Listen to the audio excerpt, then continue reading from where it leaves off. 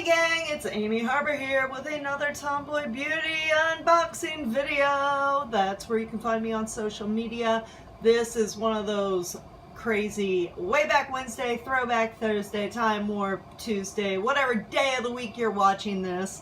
Boxes that's almost a year old because I have so many boxes and I'm never going to get them all filmed, but that's what's happening here. This is the Allure September 2017 box. It's the Best of Beauty Awards box, and you'll probably see a second video because this particular month Allure sent me 2 boxes because there was a whole situation with my mail being hijacked and everything. So I ended up with 2 boxes, and they mostly have different products. So let's get into the products right now.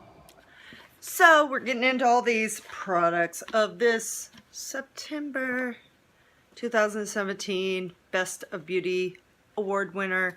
Got my mind on my mani and my mani on my mind. That's right. Inside the box is always a different quote. So, as I stated before, you'll probably see another Allure September 2017 video because I ended up with 2 boxes. But hey, yay, more product. So this is the Tarte Amazonian Clay 12-hour blush. It's harder than hell to open. I hate it. I can't get it open. Oh, there we go. It is like a brown. Ooh, it actually has a mirror. I have a couple of these already. They're smaller. I don't have the mirror. So this is Seduce. It is a rosy nude. There we go. Rosy nude right there. So fun times. Then we have the Living Proof Full Dry Volume Blast. So this seems cool. And the lid just broke. That's always good. It's always spectacular.